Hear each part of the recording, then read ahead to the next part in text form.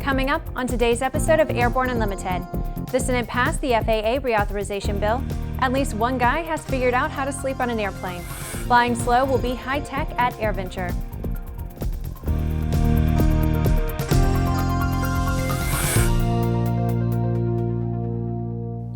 I'm Bree Cross. It's April 21st, 2016, and this is Airborne Unlimited.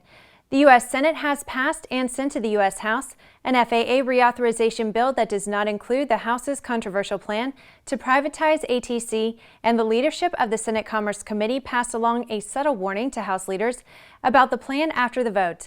Senator Bill Nelson said, quote, "We've given the House a good bipartisan blueprint to follow and one that they ought to pass easily. Adding controversial measures could put the bill in jeopardy and result in a big loss for consumers and for the safety of the flying public." The bill reauthorizes the FAA through fiscal year 2017.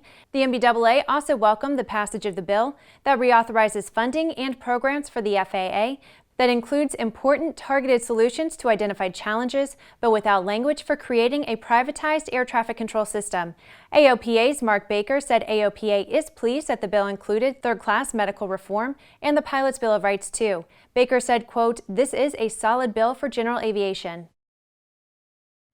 A Federal Express worker on the overnight shift wound up taking an unexpected trip from Tennessee to Texas, along with the packages he was supposed to be loading.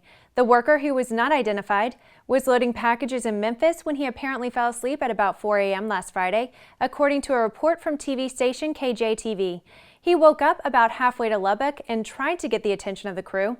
According to reports, the pilot and co-pilot would not open the cockpit door and told him over the intercom to sit in a cabin jump seat until they landed. The worker was questioned by the TSA, the FBI, local police, and airport authorities at the airport. In a statement, the city of Lubbock said the man was not arrested after police determined there was no criminal intent. A FedEx spokesman said that the company was fully cooperating with investigating authorities, but there was never any danger to employees or cargo aboard the aircraft. After the break, the Valdez Invitational is back at Oshkosh. There's a difference between charting a steady course and pushing for the ceiling. And for nearly a century, Hartzell Propeller has been defining that difference. It's in our passion for engineering and research and our dedication to testing the limits of performance. We are built on honor. We are Hartzell Propeller. Redbird is quickly becoming the industry standard for flight training. Since Redbird introduced its revolutionary FMX in 2007, colleges, universities, and flight training operations around the world have integrated Redbird products into their curriculum. It's time to discover what Redbird can do for you. Join the migration. Welcome back. If you have a story suggestion for Airborne Unlimited, Aero-TV, our website or podcast, just email to news-spy@aero-news.net. As EAA AirVenture Oshkosh 2016 gets closer, we'll be priming the excitement pump by providing you with a heads up about featured events. This update is to tell you that the Valdez STOL Invitational at Oshkosh will be returning to AirVenture 2016 with a new location at the Ultralight strip for attendees to view the flights up close. It's the up-close and personal view that makes this part of AirVenture so much fun. While the competition was born out of the necessity for short takeoff or landing performance needed in remote areas, at EAA AirVenture, it's just another variation of the right stuff at the low-speed end of the performance spectrum. A display area will also be set aside in the ultralight area for all aircraft participating in the Invitational. This will give you the opportunity for a close-up look to see if helium is really involved. It's Thursday, which means that it's time for an Aero Community Update, highlighting news and information about the incredible people and organizations that populate the Airborne Partnership Initiative behind Airborne Unlimited.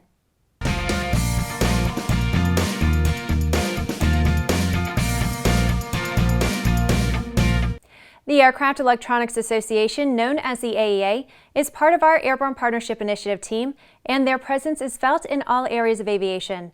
As avionics and electronics continues to become an important and indispensable subcomponent of modern aircraft, common representation of these industries and those who support it also becomes critically important. And the perfect place to see how the AEA fits into this important picture is at the upcoming Aircraft Electronics Association annual convention that kicks off next week in Orlando, Florida. Our ANN staff will be there on opening day, Wednesday the 27th, and we'll be working with our friends at AEA throughout the convention.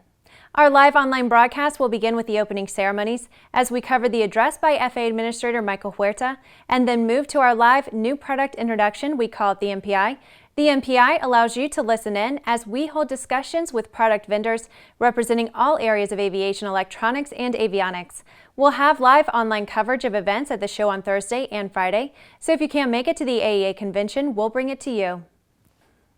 After these messages, a Subscale X-plane takes flight.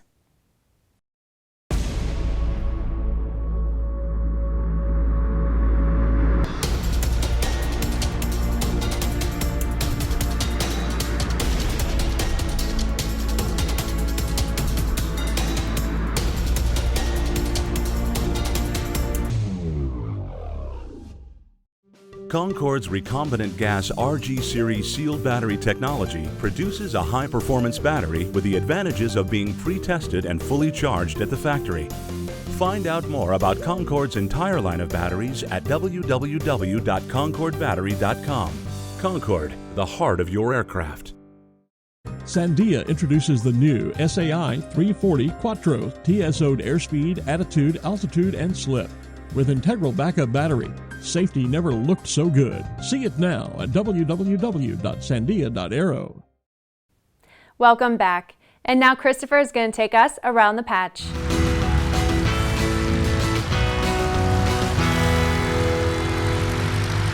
Thanks, Bree. Hello, I'm Christopher C. Odom with Airborne Unlimited, bringing you today's Around the Patch.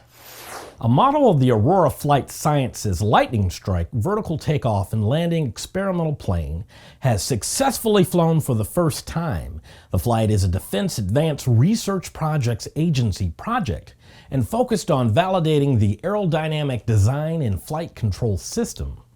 The 374th Airlift Wing sent two C-130 Hercules aircraft and aircrew to the Kyushu region this week. They're supporting the government of Japan in their relief efforts for the series of earthquakes that took place in Kumamoto Prefecture and surrounding areas. 10 teams of high school students are competing to have their dishes selected as food for astronauts aboard the International Space Station. They'll meet in a nationwide culinary challenge tomorrow at Space Center Houston. However, the meals must meet strict NASA standards. The Teamsters are calling on customers of FlexJet and Flight Options to tell management to prioritize its workers. The union says the management situation at these private luxury jet air carriers is completely unacceptable. They say customers need to know the truth. 100 teams of students are advancing to the 2016 National Finals of the Team America Rocketry Challenge. Held in Washington, D.C. on May 14th, the National Finals will draw participants from 24 states and the U.S. Virgin Islands. Well, that's it for today's trip around the patch. Back to you, Bree. Thanks, Christopher. The 53rd Weather Reconnaissance Squadron Hurricane Hunters and the National Weather Service's National Hurricane Center partnered together to promote hurricane preparedness during the Caribbean Hurricane Awareness Tour April 9th through the 17th. The Hurricane Hunters and the Hurricane Center officials stopped at 4 different locations during their tour, to include 2 in Mexico, Cabo San Lucas and Puerto Vallarta, and 2 in the Caribbean, the British Virgin Islands and Puerto Rico. The purpose of the tour is to raise hurricane awareness across Latin America and the Caribbean, and to maintain and expand partnerships among the National Hurricane Center, U.S. Northern Command, Air Force, and neighbors in the region. Frank Amadeo, commander of the 403rd Wing that oversees the 53rd Weather Reconnaissance Squadron, said, quote, "Beyond just providing data for the National Hurricane Center, the great thing about this mission is that we are ambassadors for the United States, visiting our allies, our friends, and our neighbors. We're educating them not just about hurricane preparedness, but also giving them a peek at our military and our commitment to the region." Well, that's our program for today. Remember to get comprehensive real-time 24/7 coverage of the latest aviation and aerospace stories anytime at aero-news.net. Remember that Airborne Unlimited is streamed daily Monday through Friday with additional breaking news bulletins for important stories that fall outside of our normal deadlines.